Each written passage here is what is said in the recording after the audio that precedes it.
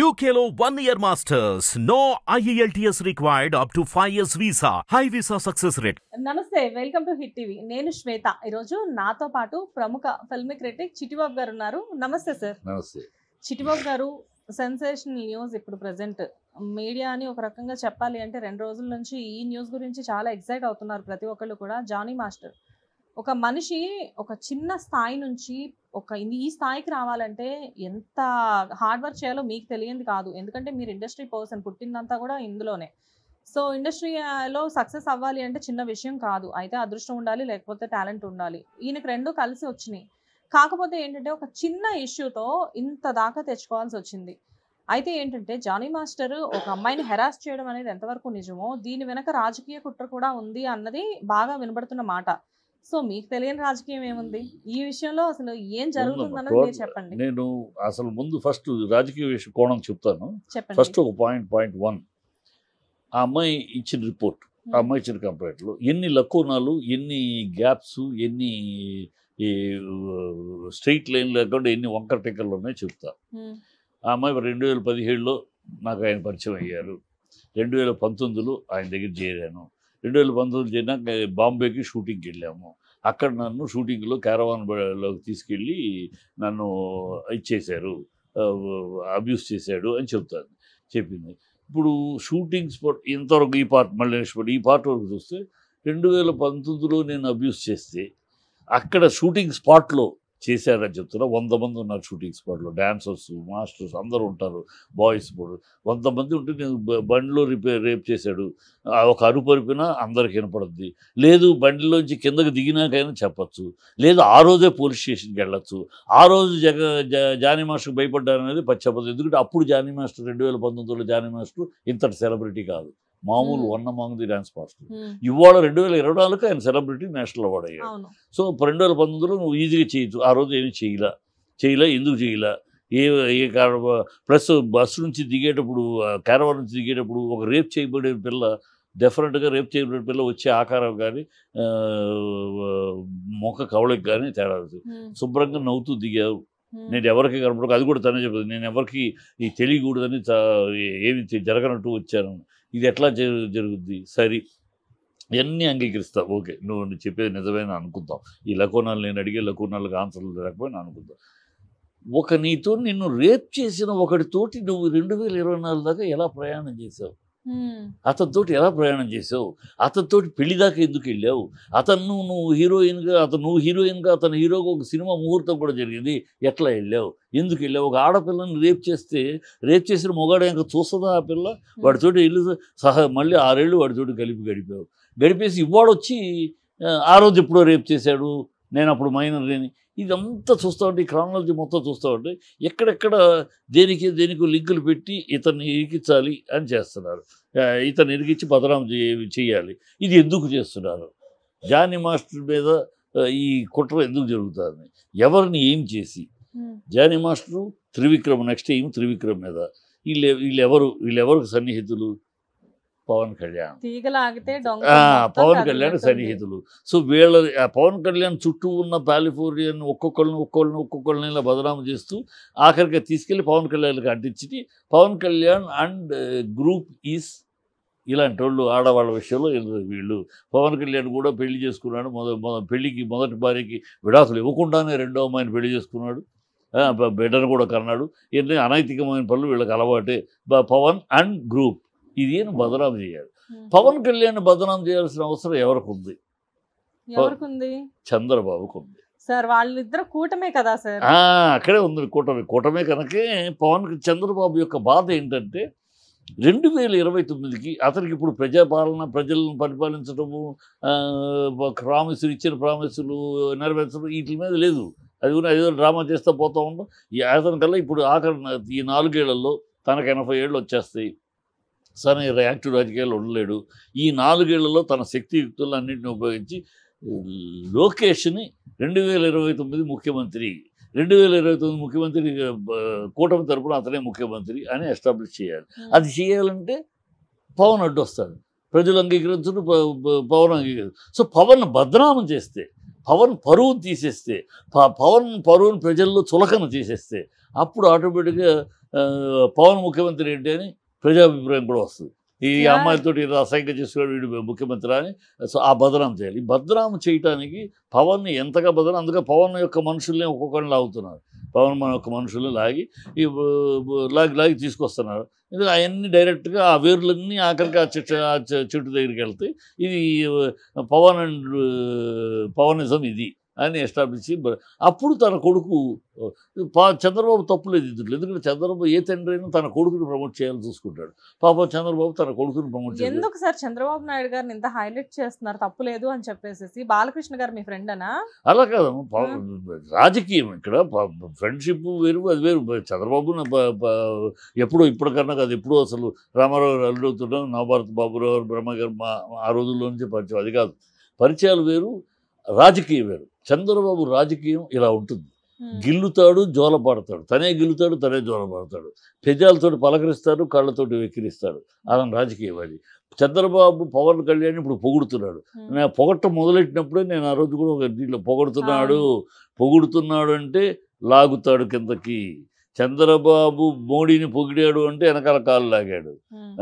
అసెంబ్లీలో పొగిడాడు 2015లో, 2017లో కాలు లాగాడు. తర్వాత మళ్ళీ చంద్రబాబు మోడీని తిట్టాడు, మళ్ళీ కూడా కలిశాడు. అతను ఆ సందర్భాన్ని బట్టి ఏమైనా మాట్లాడుతుంది, నాలుగు ఏమైనా మాట్లాడుతుంది.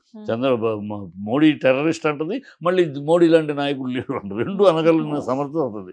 సో అతను రాజకీయంలో ఉంటుంది. అతను రాజకీయంలో తనంతటి తానుగా లోకేష్ ఎదగలేడు. తనంతటి తానుగా లోకేష్ పవన్ కళ్యాణ్ దాటుకుని వెళ్ళలేడు. సో చంద్రబాబు తన శక్తియుక్తుల్ని, తన అనుభవాన్ని ఉపయోగించి ఈ మొక్క ఇలా ఉంది, ఈ లైన్, ఈ గీత ఇలా ఉంది, ఈ గీత ఇంతే ఉంది, పవన్ కళ్యాణ్ గీత ఎంత ఉంది. సో ఈ గీత అక్కడ దాకా వెళ్ళటానికి దీనికి అంత శక్తి సామర్థ్యం లేదు.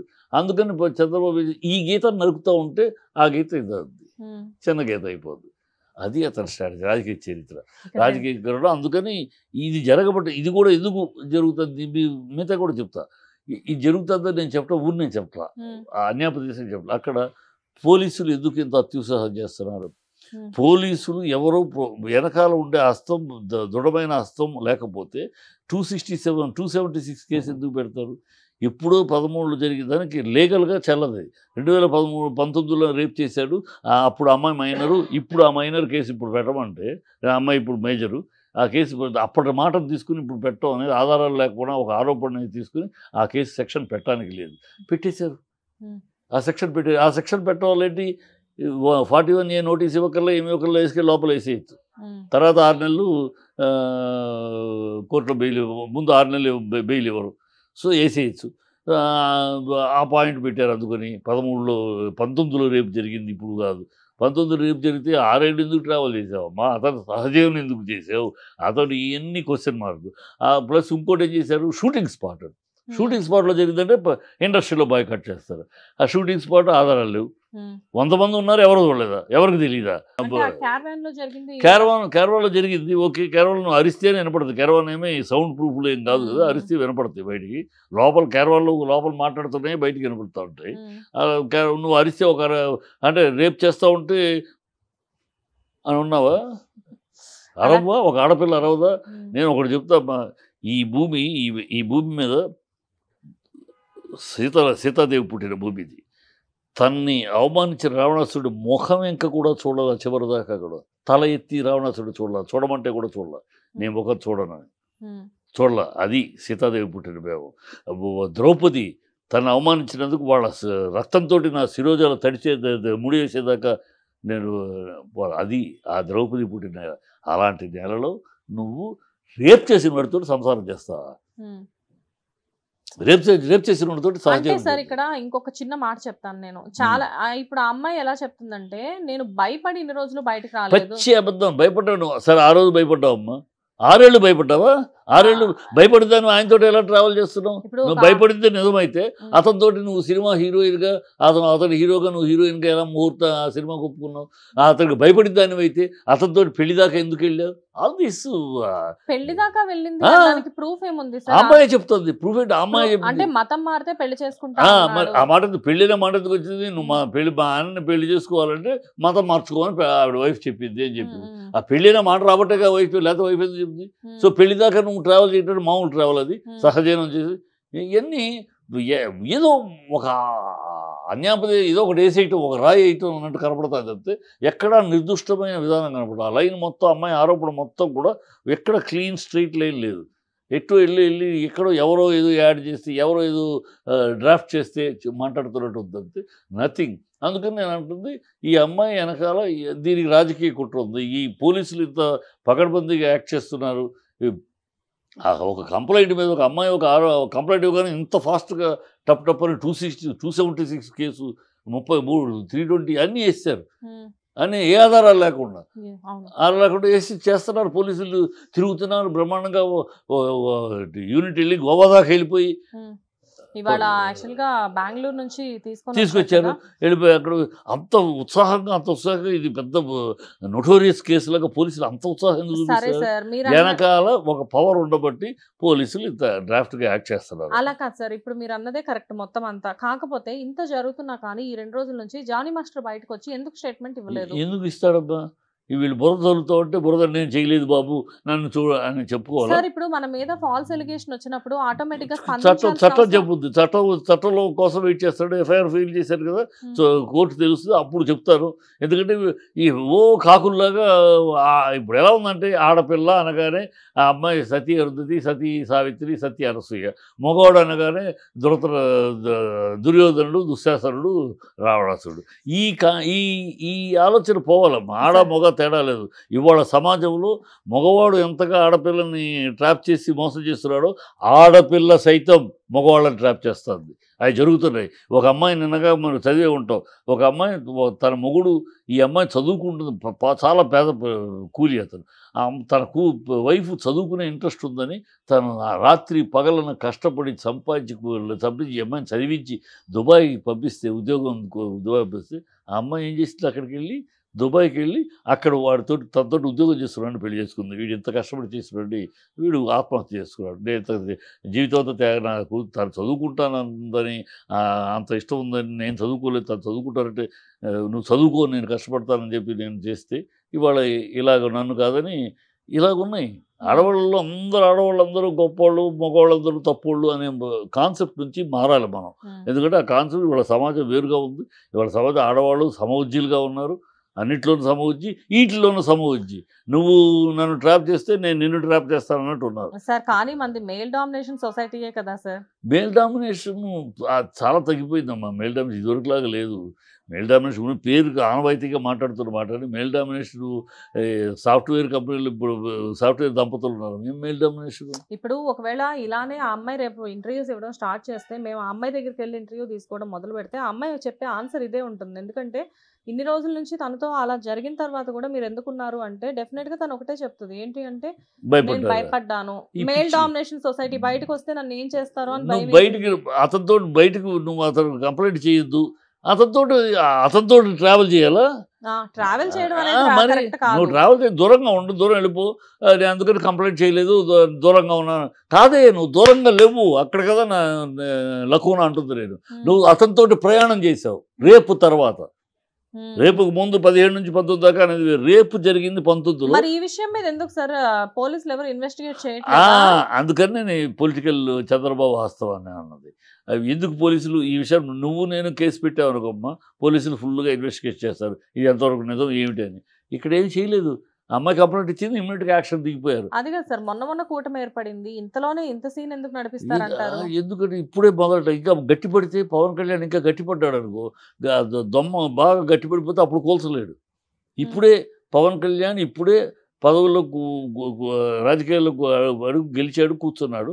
ఇప్పుడు ఇంకా అతను అలా అలా అలా గట్టిపడి 2024 ముఖ్యమంత్రి క్యాండిడేట్ అతనే గట్టిపడిపోయింది అనుకో, అప్పుడు చంద్రబాబు వల్ల కాదు, ఎవరి వల్ల కాదు.